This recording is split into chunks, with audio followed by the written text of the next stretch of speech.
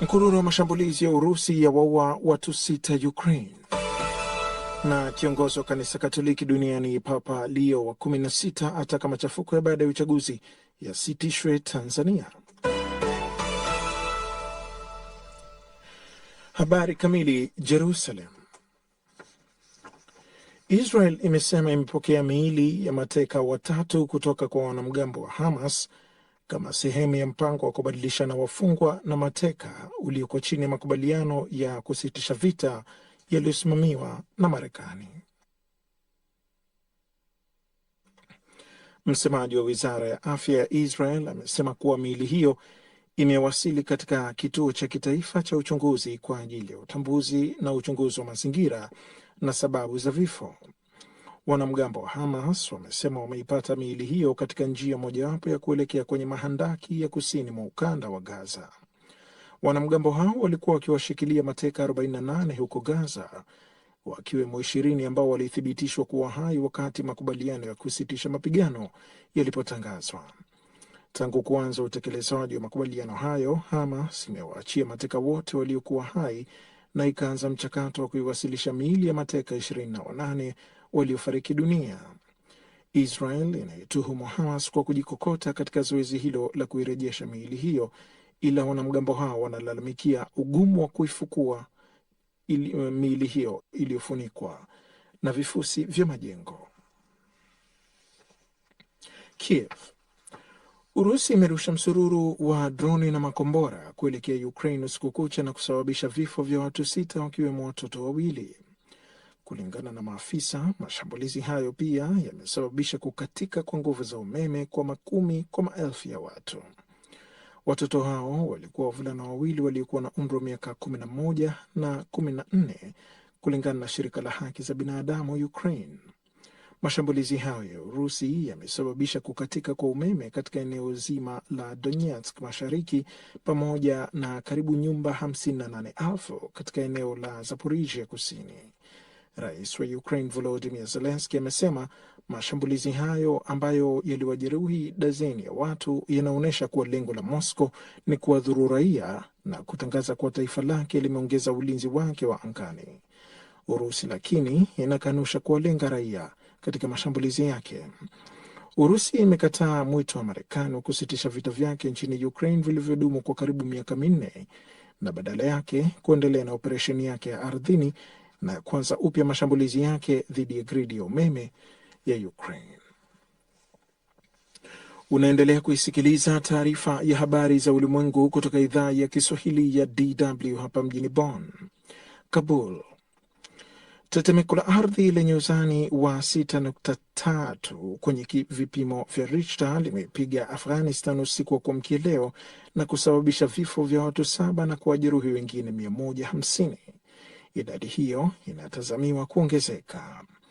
Tetemeko hilo limepiga karibu na mojawapo ya miji mikubwa ya Afghanistan wa Mazar-e-Sharif, kulingana na shirika la kuchunguza matetemeko ya ardhi la Marekani la USGS. Lilipata tahadhari katika mfumo wake inayoonyesha kuwa kuna uwezekano wa wahanga wengi kutokana na tetemeko hilo na kwamba kuna uwezekano wa kuwa janga hilo limefanyika katika maeneo mengine pia. Tetemeko hilo limepiga kina cha kilomita 28 ardhini na karibu na Mazar-e-Sharif, mji ulio na karibu watu 500,000. Shirika la kitaifa la usimamizi wa majanga huko Afghanistan limesema litatoa taarifa zaidi kuhusiana na vifo au hasara baadaye. Shirika la habari la Reuters halikuweza kuthibitisha ukubwa wa hasara ya tetemeko hilo kwa wakati ilipotokea, ingawa video na za juhudi za kuokoa watu waliokuwa wamenasa chini ya vifusi zilisambazwa kwenye mitandao ya kijamii. Roma. Kiongozi wa kanisa Katoliki duniani Papa Leo wa 16 ametoa mwito wa kusitishwa kwa machafuko ya baada ya uchaguzi nchini Tanzania. Akiwahutubia maelfu ya waumini wa kanisa hilo huko Vatican, Baba Mtakatifu Leo amemtaka kila mmoja kuiombea Tanzania, ambako amesema machafuko ya baada ya uchaguzi yamesababisha mauaji na majeruhi. Ametoa mwito kwa kila mmoja kufuata njia ya mazungumzo kwa ajili ya amani kupatikana.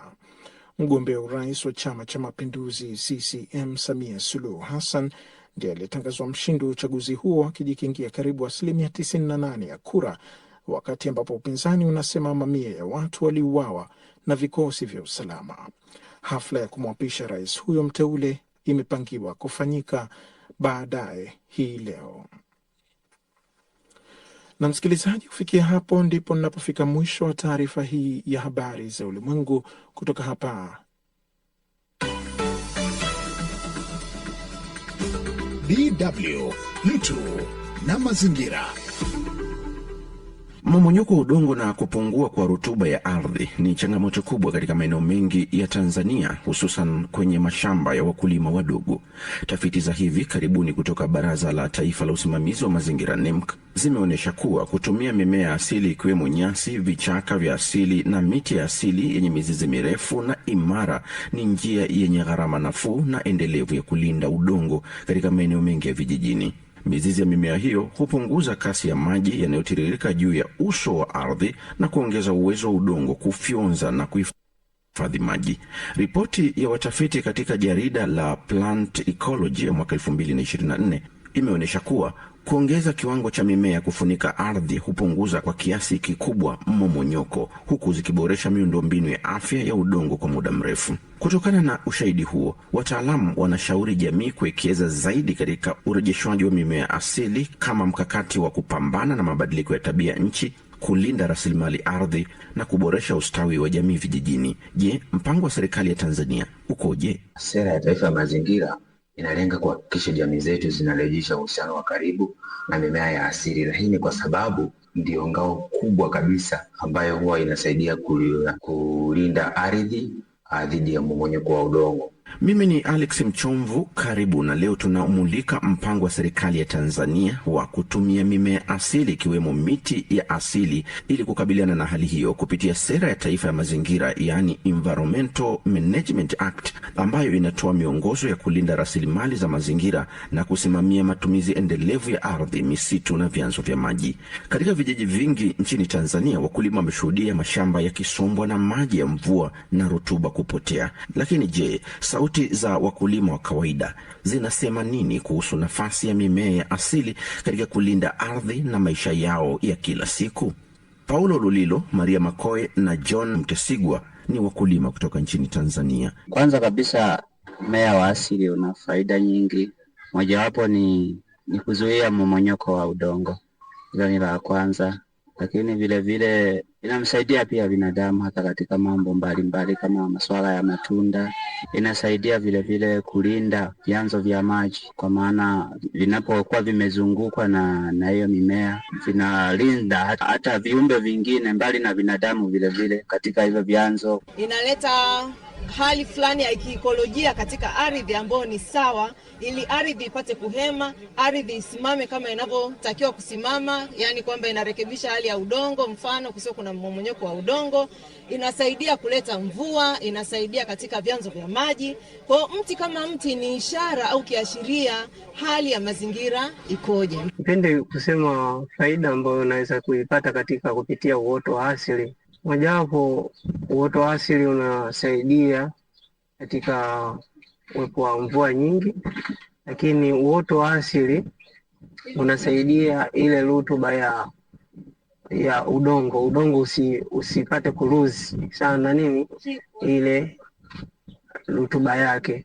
Unapokuwa tukizuia kwa njia hiyo ya kupanda uoto wa asili, ule udongo utanisaidia mimi mkulima isipoteze uhalisia wake. Katika dunia ambayo mabadiliko ya tabia nchi yanazidi kutishia ustawi wa jamii, Tanzania kupitia Sera ya Taifa ya Mazingira imejipanga kuhimiza urejeshwaji na matumizi ya mimea asili, kuanzia nyasi, vichaka na miti yenye mizizi mirefu ili kulinda ardhi dhidi ya mmomonyoko na kupunguza upotevu wa rutuba. Huu ndio mkakati wa kitaifa wa kurejesha nguvu za asili, kulinda mazingira na kujenga maisha bora kwa kizazi cha sasa na kijacho. Serikali kupitia maafisa wake wa mazingira ndio muhimili wa utekelezaji wa sera za mazingira katika ngazi za jamii. Hapa tunapata maelezo juu ya mkakati katika kuhamasisha urejeshwaji wa mimea asili. Daudi Joseph Mkumbo ni afisa mazingira. Sera ya Taifa ya Mazingira inalenga kuhakikisha jamii zetu zinarejesha uhusiano wa karibu na mimea ya asili. Hii ni kwa sababu ndio ngao kubwa kabisa ambayo huwa inasaidia kulinda ardhi dhidi ya mmomonyoko wa udongo. Sisi kama maafisa mazingira tuna jukumu la kuhakikisha si kupanda miti tu, bali hata ile miti ambayo ni ya asili tumekuta imeshaota kwenye uso wa ardhi inatunzwa vizuri. Na inatunzwaje? Kuna baadhi ya kamati za mazingira ambazo kwa kiasi kikubwa zinasaidia kuhamasisha wale wananchi wa vijijini ni namna gani wanaweza wakatunza mazingira. Kwa hiyo nyinyi kama vyombo vya habari mna jukumu la kutusaidia. Taasisi za mazingira na mashirika ya utafiti yamekuwa mstari wa mbele kutupa ushuhuda wa kisayansi kuhusu faida ya mimea ya asili. Tumsikilize Nixon Mahenge, mtaalamu wa mazingira kutoka taasisi ya kimazingira ya TAHI, na anatueleza ni kwa namna gani tafiti na miradi yao inasaidia jamii kupambana na changamoto ya mabadiliko ya tabia nchi. Sisi kama taasisi kazi yetu tunahakikisha kwamba miti na misitu ya asili inalindwa, na sisi tunachokifanya ni kutoa elimu kwa umma, kutoa elimu kwa jamii, kuhakikisha kwamba wanafahamu namna bora na sahihi ya kulinda misitu hii asili. Tulikuwa na sheria au sera ya mazingira ya mwaka 2004 ambayo ndio sera na sheria namba 1 ambayo inatoa nafasi kwa mashirika yasiyokuwa ya kiserikali lakini jamii kwa ujumla kuhakikisha kwamba kila mtu anakuwa balozi na mlinzi namba 1 wa mazingira. Na katika kitengo cha misitu ya asili tunaona serikali ikiendelea kuboresha jitihada, lakini pia ikitunga sera mpya na sheria mpya za kuhakikisha kwamba uhifadhi mazingira. Na sasa tunayo sera mpya ya mazingira ya mwaka 2021 ambayo imeweka bayana ni kwa namna gani kama jamii na wananchi kwa jumla wanashiriki moja kwa moja katika kuhifadhi na kutunza misitu. Na sasa kutoka Baraza la Taifa la Usimamizi wa Mazingira NEMC tunapata taswira ya kitaifa kuhusu mkakati na mwongozo wa serikali katika kulinda ardhi, misitu na vyanzo vya maji kupitia urejeshwaji wa mimea asili. Hebu tumsikilize Masumbuko Senda, afisa wa Baraza la Taifa la Usimamizi wa Mazingira NEMC. Kweli bado pia ni shida ipo. Tumekuwa na regular follow up ambayo inaunganisha timu ya ulinzi na usalama ya wilaya lakini na halmashauri. Kwa maana wakati mwingine quarterly tunakuwa tunazunguka. Tunazo sheria zetu, lakini hata hizo sheria za kimataifa zinasema jambo hili la utunzaji wa mazingira lazima tulipeleke wote kwa upamoja. Tusimwachie rais peke yake, tusimwachie makamu wa rais peke yake, tusiwaachie NEMC peke yake. Kwa ni wote lazima tuende kwa upamoja wetu. Sisi kama wataalamu ni watu tu wa kutoa dira kwamba tunatakiwa, mwananchi unatakiwa kufanya hivyo, unatakiwa kufanya hivyo. Lakini kila mmoja wetu lazima tusimame kwa pamoja.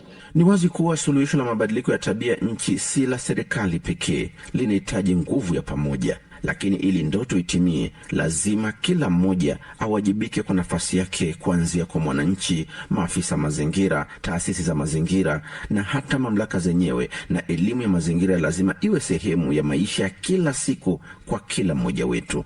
Msikilizaji wa DW Kiswahili, hadi kufikia hapo sina la ziada katika kukuletea makala ya mtu na mazingira. Bila shaka umesikiliza jinsi serikali ya Tanzania inavyotekeleza mpango wake wa kutumia mimea asili kukabiliana na mabadiliko ya tabia nchi kupitia sera ya taifa ya mazingira ambayo inatoa miongozo ya kulinda rasilimali za mazingira na kusimamia matumizi endelevu ya ardhi, misitu na vyanzo vya maji. Hadi wakati mwingine, ulikuwa nami Alex Mchomvu, mwandaji na msimuliaji wako. Uwe na wakati mwema. Kwa heri.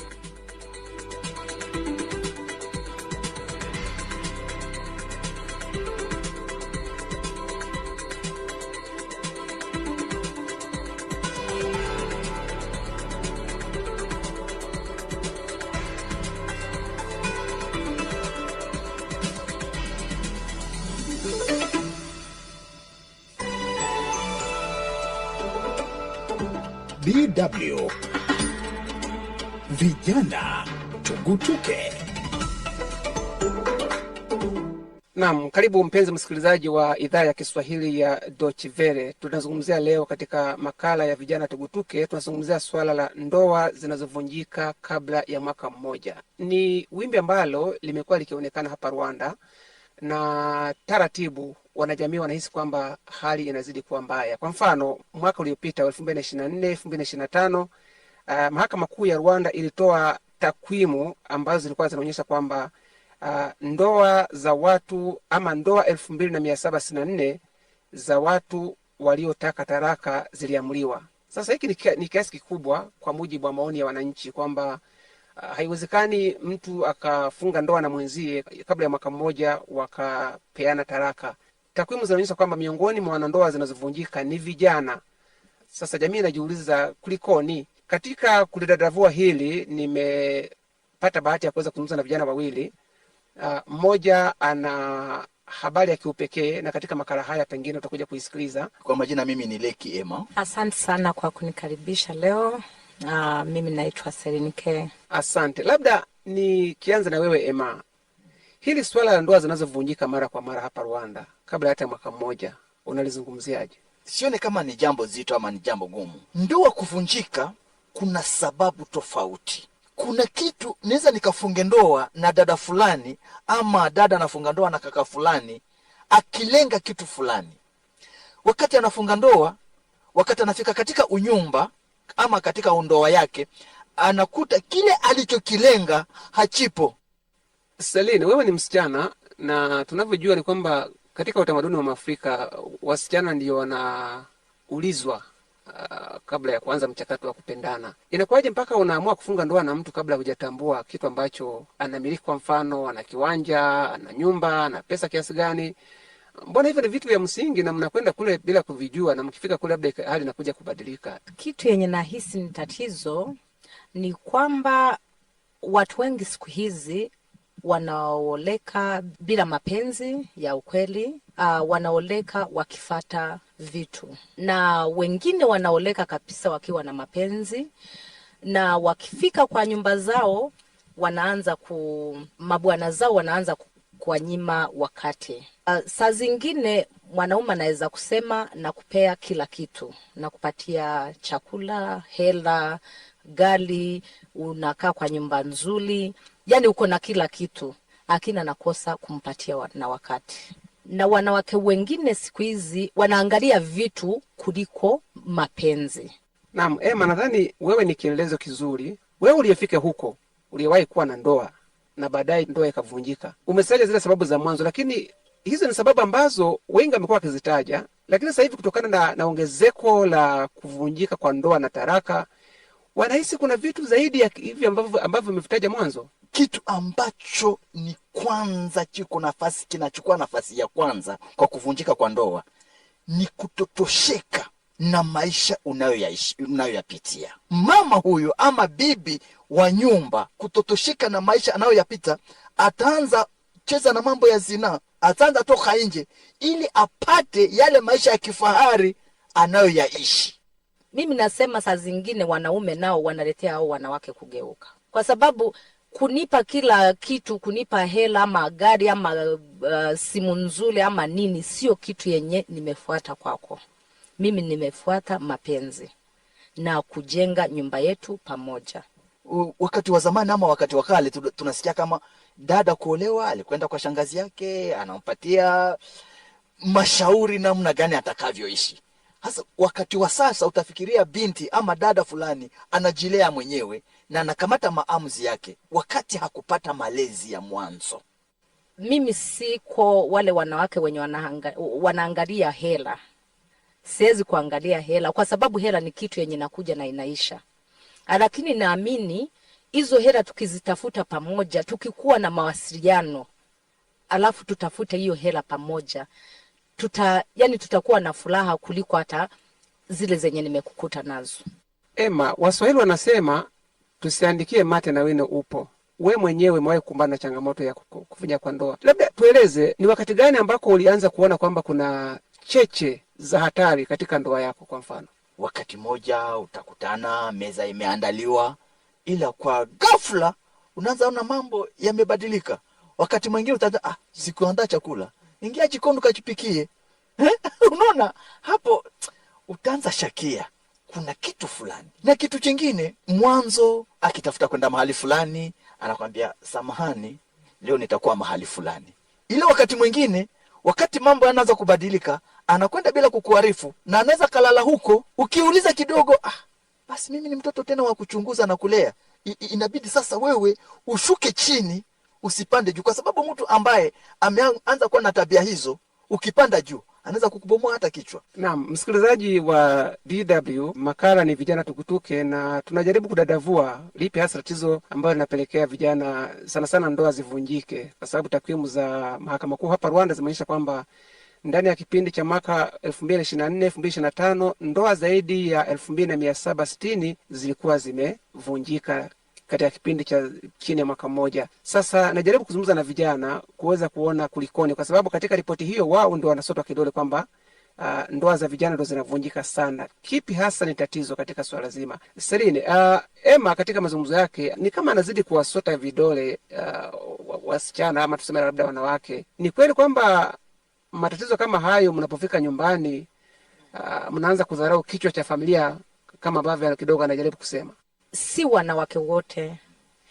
Kwa Kinyarwanda wanasema abo mwaga tuchisha bose. Samaki mmoja akioza wote wanaoza. Si kila mwanamke akioleka anaanza kuzalau mume wake ama kukosa kujua kazi yake ndani ya nyumba yake. Lakini kuna wanawake siku hizi wamegeuka sababu ya kitu inaitwa uburinganire, usawa wa jinsia. Hiyo kitu kuna wanawake wameichukulia vibaya sana.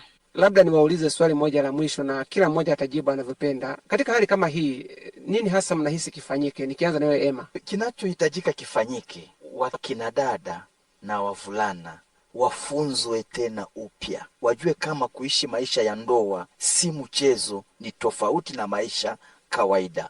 Kama mvulana fulana anafunga ndoa, achane na hao wakina dada waliokuwa marafiki zake mbele, ajue kama amechukua hatua nyingine. Na kama dada tayari amekwisha kufunga ndoa, naye achane na vikundi ambavyo alikuwa anaishi navyo. Wakati mmoja alikuwa anavaa nguo fupi, hasa hapo inabidi abadilishe, ajisitiri kama mumewe anapenda mambo ya hayo. So inabidi kubadilika. Mbele ni kufunzwa kwanza kabla hawaja funga ndoa. Ndoa ni kama ustani, ukiuacha bila palizi magugu yatamea, lakini ukiutunza kwa upendo, kwa mazungumzo na kwa msamaha, ustani hiyo itachanua maua ya furaha, heshima na amani. Ni kama vile nimesema, ndoa yenye haina urafiki ni kama mwili yenye haina roho. Naam, kwa kauli hiyo msikilizaji, ya mmoja wa vijana tunazungumza hapa, Celine, akisema kwamba ndoa isiyo na urafiki ni sawa na mwili usio na roho. Na kwa kauli hiyo tunatamatisha kipindi cha makala ya vijana tukutuke moja kwa moja kutoka mjini Kigali nchini Rwanda. Jina langu ni Silvanus Karemera. Tukutane wakati mwingine. Kwaherini kwa sasa.